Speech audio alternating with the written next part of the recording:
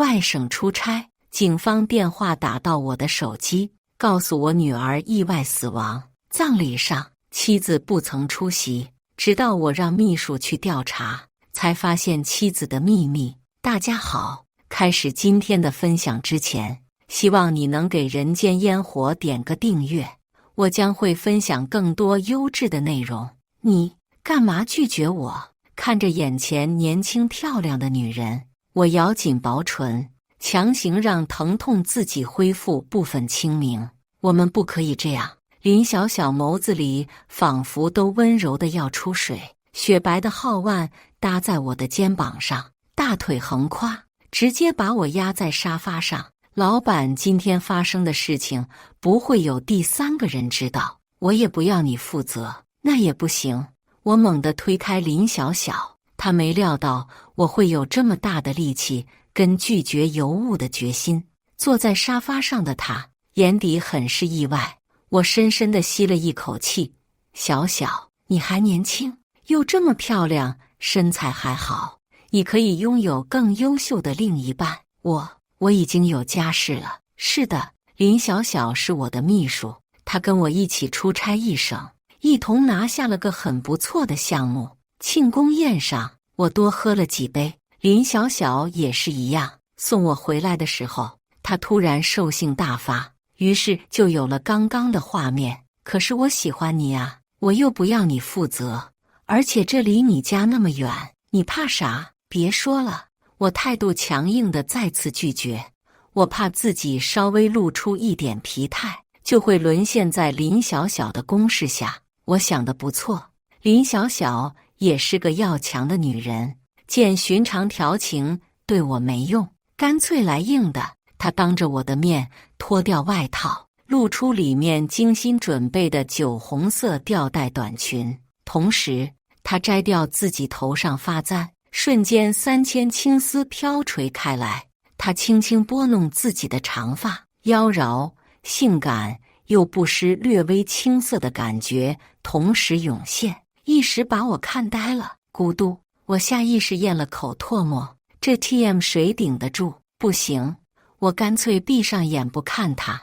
要是真发生了不可描述的事情，我对不起我的老婆。就在这个时候，电话响了，叮铃铃，铃声打断了林小小的施法，也打醒了我。可一接通，我愣在原地。请问你是赵月月的父亲赵公吗？我们是 A 城警方，您的女儿意外死亡。我哪儿还有心情和林小小暧昧？连夜打车回家。林小小知道事情的严重性，说什么也要跟着我一起。等我赶到医院太平间的时候，女儿赵月月的尸体早就凉了。我过去想掀开白布看女儿，却被护士阻止。你还是别看了。我没听。拉开白布之后，整个人都傻了。赵月月的身体似乎是被拼凑在一起。林小小也想是上前查看，被我拦在身后。你还是别看了。我的眼泪不自觉在眶底打转。护士这才告诉我赵月月的死因，她是被一辆面包车撞死的。此刻，肇事车主正在警局接受警方调查。警方告诉我是意外死亡，肇事车主赔了不少钱，希望我能出一份谅解书，少坐几年牢。是个老师傅，看上去人挺老实，只是被我拒绝了，因为我不缺钱。我疯狂打电话给妻子黎月，但她的电话打不通。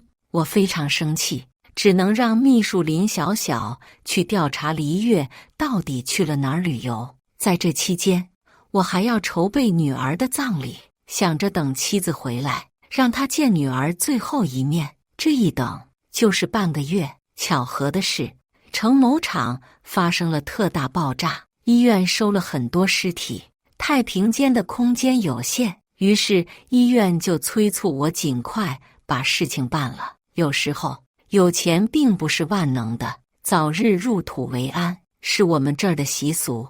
我等不到黎月回来，于是就开始张罗女儿的葬礼。现在不像以前，医院的规矩比较多，配合医院的时候，有个医生看我的眼神不对劲，我就问他怎么了，他笑笑没说话，弄得我莫名其妙。晚上，林小小带着黎月的消息来找我，气喘吁吁的他拿起桌上我刚喝过的矿泉水，咕嘟咕嘟就干了半瓶下去。老板，我查到夫人的出境记录了，她去泰国，随行的还有个叫李涛的。李涛，我眯起眼，这家伙我认识，是妻子的发小，两人以男女闺蜜相称。这个男人长得很帅，不过是那种娘帅娘帅的风格，而且无论是做事还是说话都娘里娘气，两人的关系极好，甚至可以说是形影不离。听到他俩一起去泰国旅游，这倒也说得通。还没联系上吗？林小小问我，我摇了摇头没说话，只能说没有直接联系上。不过我在他朋友圈留了言，我想他会看到的。话音刚落没一会儿，黎月的微信语音就打了进来。老公，你是不是有病？就算你不乐意我跟李涛一起玩，也不至于拿女儿来开玩笑吧？一接通，黎月就冲我劈头盖脸一顿骂，我有点尴尬，旁边的林小小更尴尬。老板，我先出去哈。林小小主动退出房间，还贴心帮我把房门关上。我也没废话，直接把女儿的死亡的相关信息发给他，让你照顾女儿。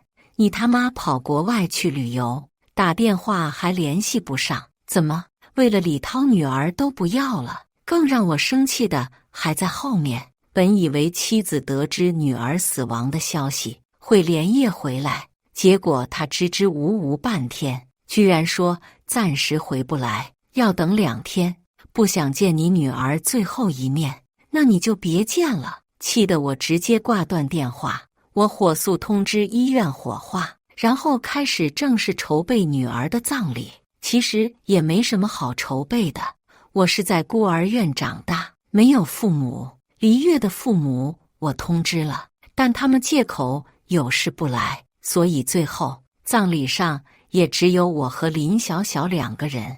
林小小倒是懂事，什么都不问，送了女儿最后一程。我对黎月的讨厌也上升到一个新的阶段，离婚的想法在心底疯狂滋生。我可以接受黎月有男闺蜜，也可以接受她去外面玩，但我无法接受女儿死了，她依旧不管不顾。透过现象看本质，如果将来我有什么意外，她只怕也是一样的态度吧。这段婚姻还不如一个外人。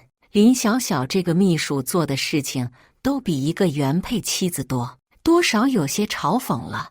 我不自觉露出冷笑。林小小拉了拉我的衣袖，哥，你没事吧？我回过神，冲他摇头，没事。林小小犹豫了一下，道，哥，我在泰国有个朋友，我前几天托他打听，黎月现在跟李涛在一家酒店，而且是一间房，住在一起半个月了。什么？我很震惊。林小小点头，他把手机递给我看，上面是一段画面，黎月亲昵地拉着李涛的手，两人直接就在国外大街上开始激吻。这女人心可真的大呀！果然，我心底的担心还是成为了事实。原来黎月早就出轨了。你把视频发给我，我留着当证据。如果之前有离婚的想法，那么在看到这段视频之后，我决定要离婚。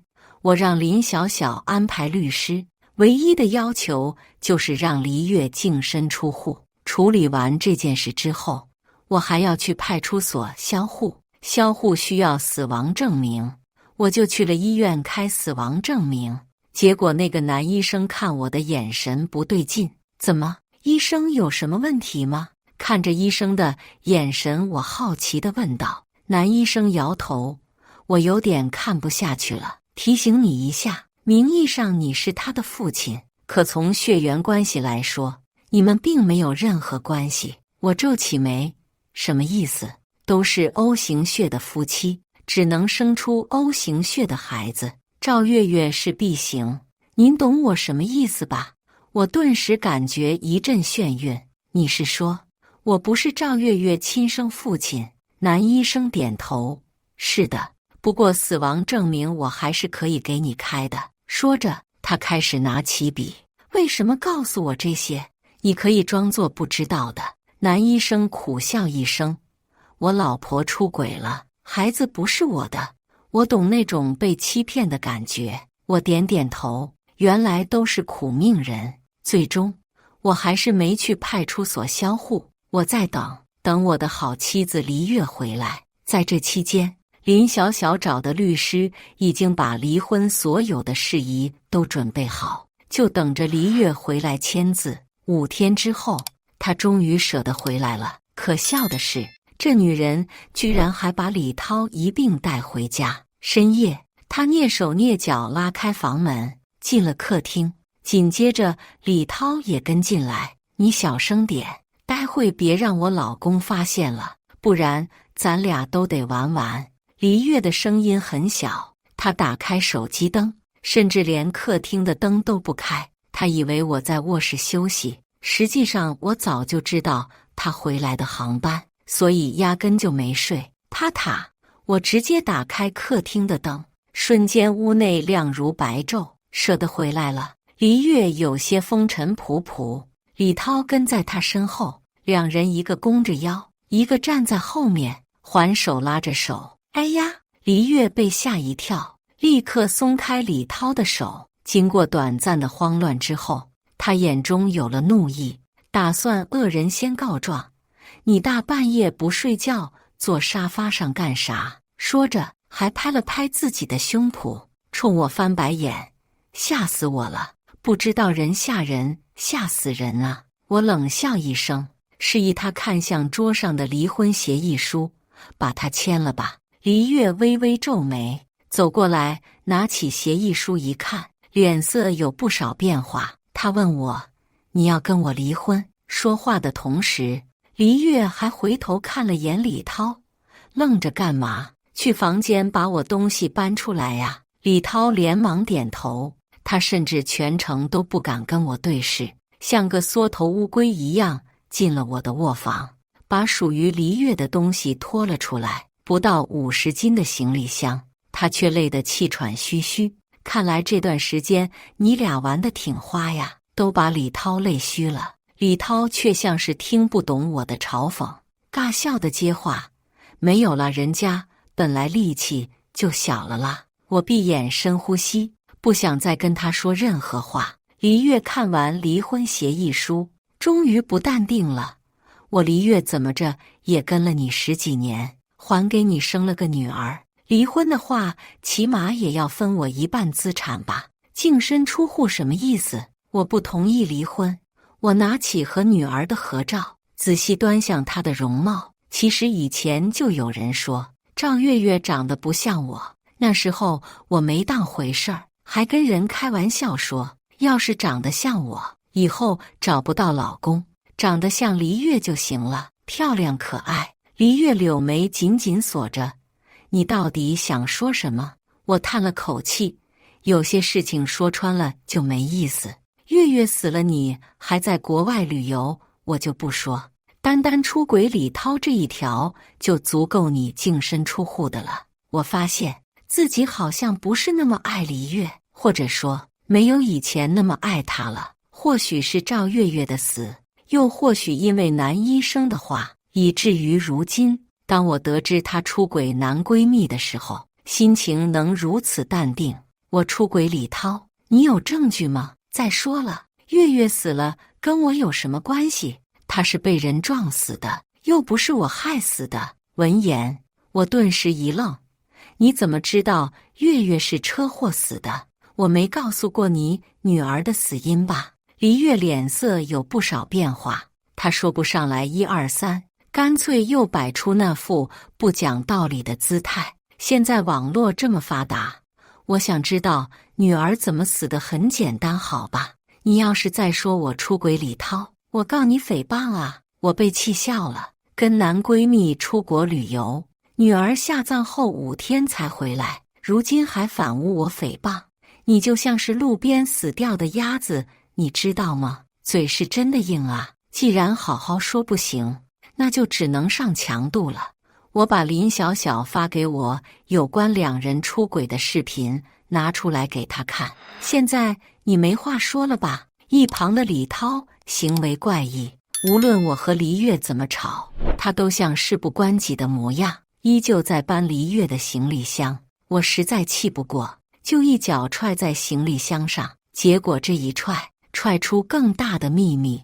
那是你的东西吗？你就拿。或许是行李箱重，又或许是李涛身体素质太差，行李箱被我一脚踹倒之后，连带着他也一起倒下，哗啦啦，瞬间原本就没有完全关闭的行李箱拉链直接崩开，里面的衣服被爆了出来，衣服里还有一个浅色盒子，那里面都是我给黎月买的金银首饰，还有钻石等等，全部都是贵重物品。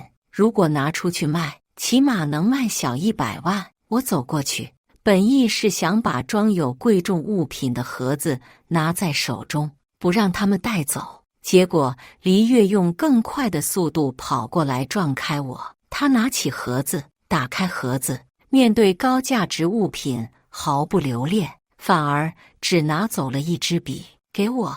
我站稳身体，伸出手冷冷地命令他。黎月眼底掠过短暂慌乱，但很快就镇定下来。你给我的买金银首饰我可没动，我只拿了属于自己的东西，我可不管他的说辞。一把夺过那支笔，定睛一看才发现是一支录音笔。我下意识打开录音，赵月月放学会经过人民路，你提前在那儿等着，钱我会。我心里一突，倒不是因为播放的录音，而是李涛居然搬起行李箱朝我砸过来。我压根就没想到他会突然这么暴躁起来，一不留神被行李箱砸了个正着。我的视线开始模糊，只知道手中的录音笔被抢走。慌乱的脚步声离开屋子之后，我彻底失去意识。老板，你醒醒！我是被林小小叫醒的，头有点疼。一开口，我发现自己嗓子也哑了。老板先把这个药吃了，我这才感觉到自己的脑袋很沉，晕晕的，思绪也不灵光。黎月他们呢？我问。林小小摇头，你的电话打不通，我来找你就看到你躺在地上。他把手搭在我额头上，温度怎么这么高？要不然我带你去医院吧。我把他手拿开，摇了摇头，应该是在地板上躺久着凉了。没关系，你怎么这个时间来找我？现在是晚上10点半。林小小道，老板，你不是让我清点公司资产，为离婚做准备吗？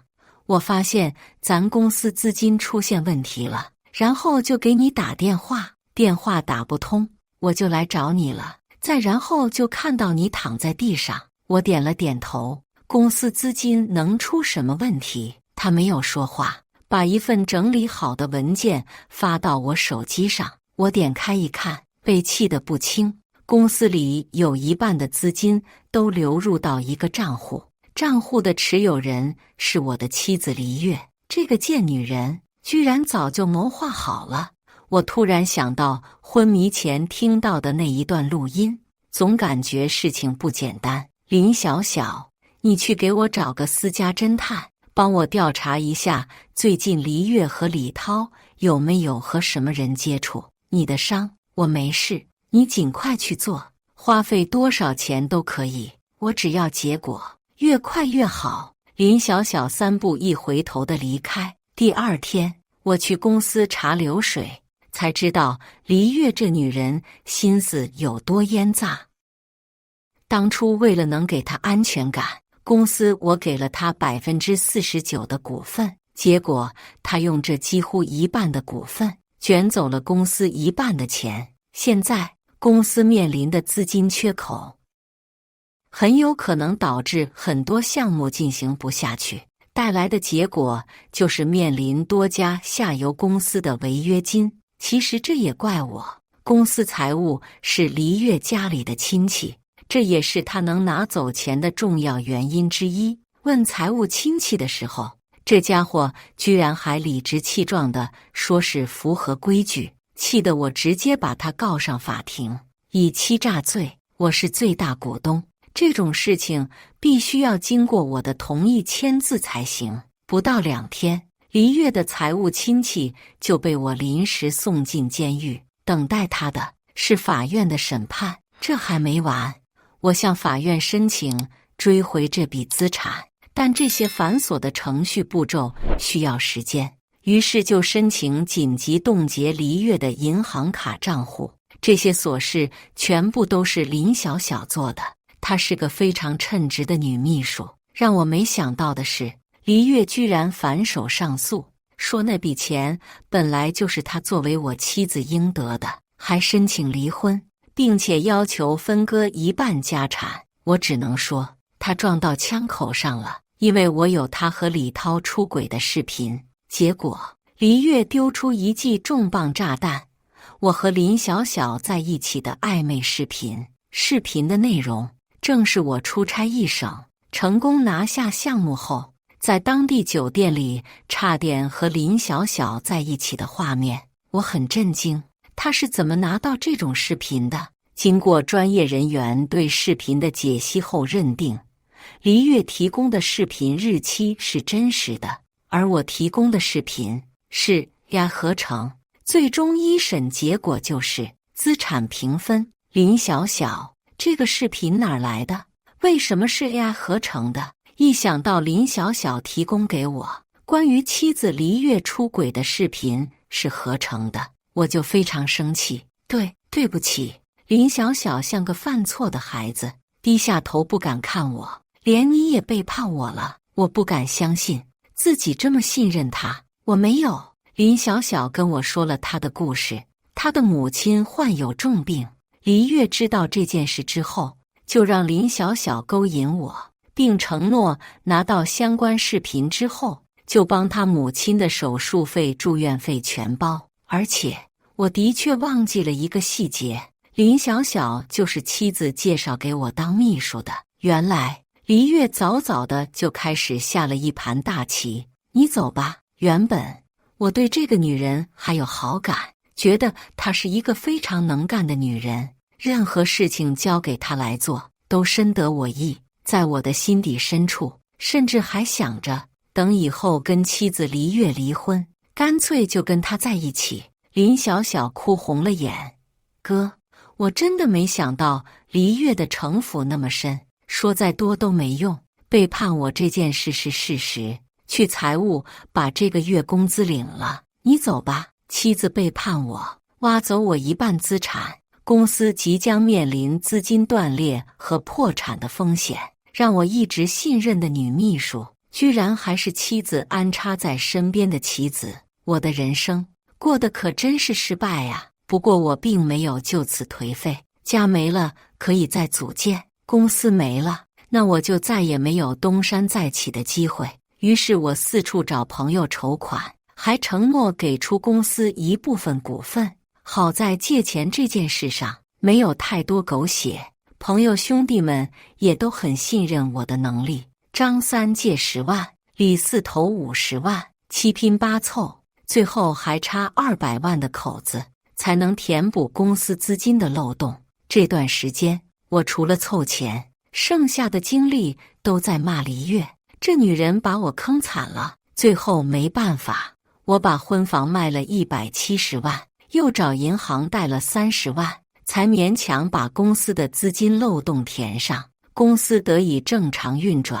我总算有精力喘口气。法院的审判结果也在这段时间下来，结果摘除黎月从公司挪走的现金之外，我还需要支付他85万，因为我把房子卖了。这170万里有1半是他的资产。离婚后的黎月过得更精致了，她打扮得很漂亮，挽着李涛的手臂，2个人在我面前耀武扬威。我说，那85万3天之内必须打到我的账户上，不然我就向法院申请执行，到时候你没钱，可就要冻结你公司的账户了。我已经憔悴了很多，不少以前的朋友见到我都说我好像老了5、6岁。公司账户一旦冻结，我这么多年的努力都废了。黎月，怎么说，我们也曾是夫妻，你宽限我3个月，3个月之后，我给你90万。可我低估了黎月的心狠，他摆出一副好像是听到什么了不得的笑话一样。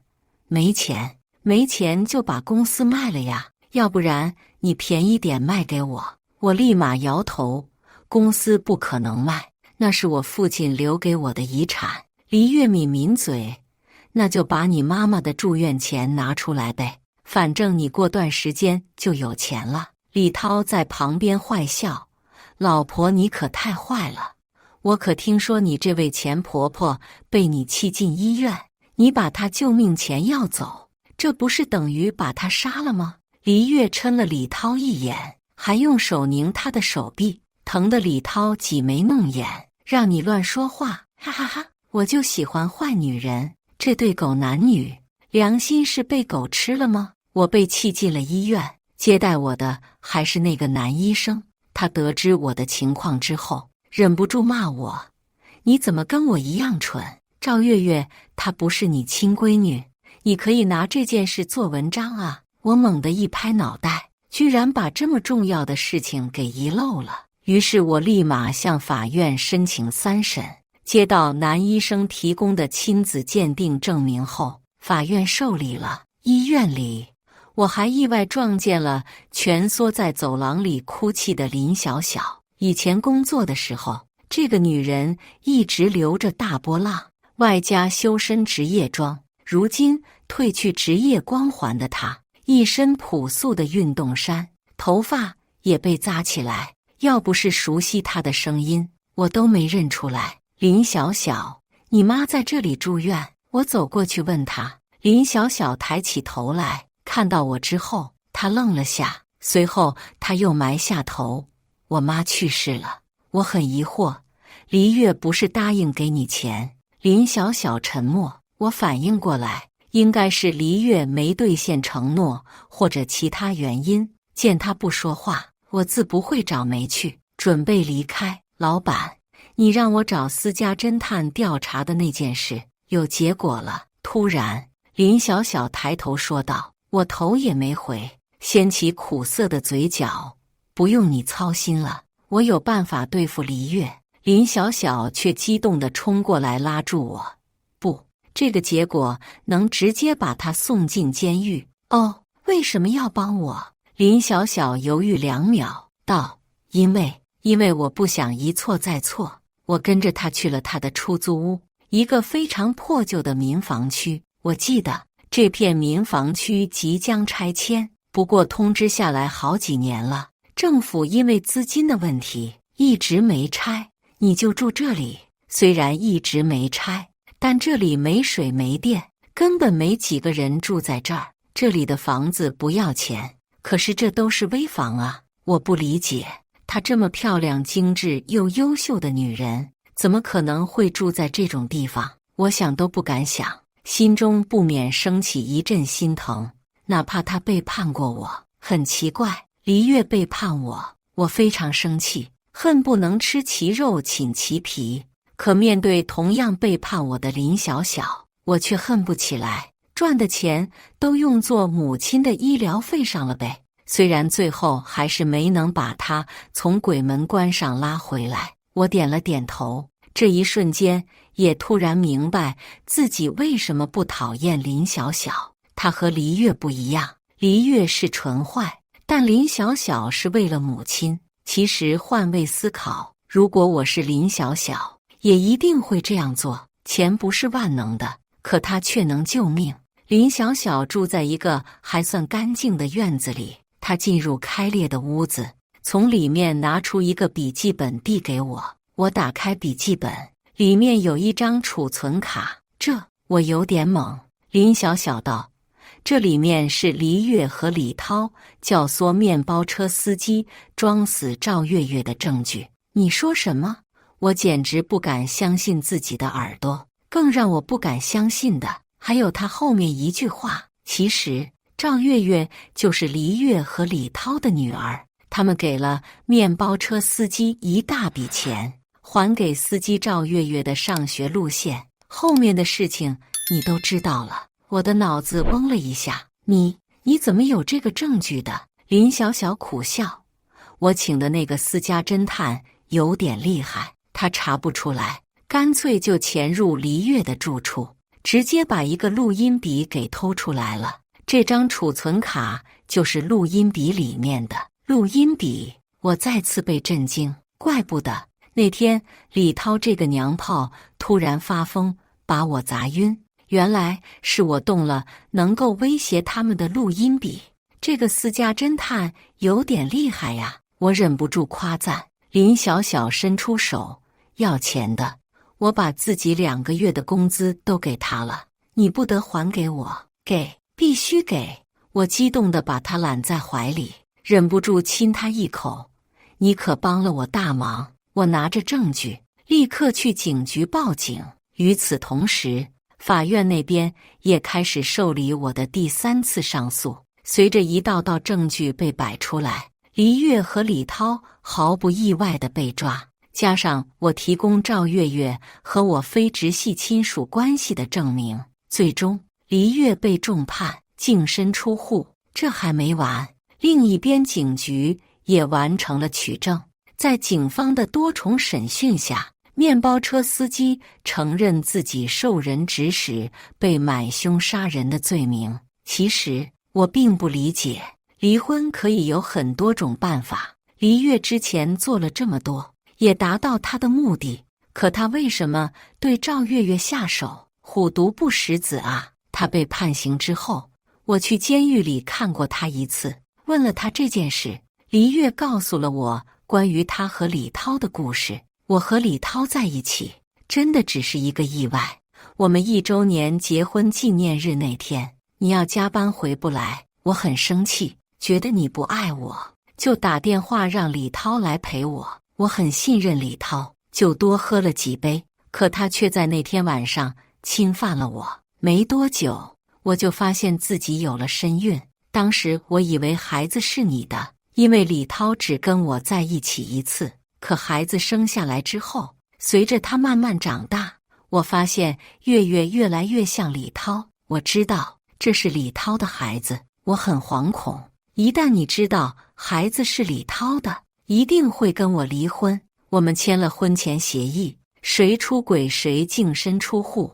曾经沧海难为水，过惯了富足日子的我，一想到以后离婚，不能天天睡到自然醒，要去工作，我就惶恐，就害怕。李涛这时候告诉我，如果不想失去现在拥有的富足生活，那就跟他合作。其实跟你离婚之后，我才和李涛在一起的。在此之前，我跟李涛只有1周年纪念日那一次。我深深地吸了一口气，别把自己摘得那么干净。无论如何，赵月月的死你逃脱不了干系。他把自己说得这么可怜，说得这么有原则，无非就是想我能替他求情，判轻一点罢了。我吃过他这么多次亏，不可能再犯。我也顺道问了李涛，但他却告诉我，孩子没了可以再生，钱没了可就真没了。你看看，这是人能说出来的话。至于那位面包车司机更离谱，他欠了高利贷，所以铤而走险。毕竟故意杀人和意外致人死亡是两码事，这件案子知道的人并不多，被警方压下来了。原因无他，警方担心群众知道李涛和黎月的行为，会人肉他们的家人，对他们的家人造成不必要的影响。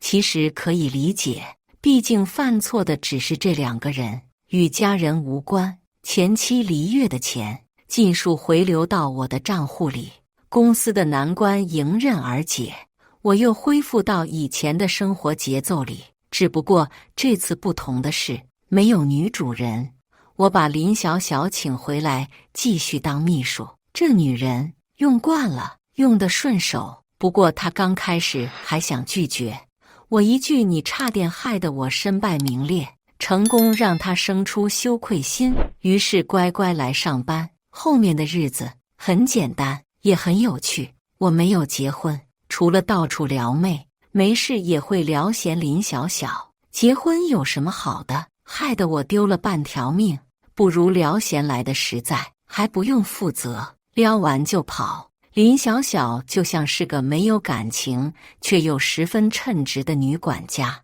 无论我在外面惹了多大的情债，她都会用钱去摆平。是的，我们形成了一种独特的平衡，她能动用公司20%的现金，这是我给她的权利。林小小一如既往的好用。其实我最近一直有个梦想，有事秘书干。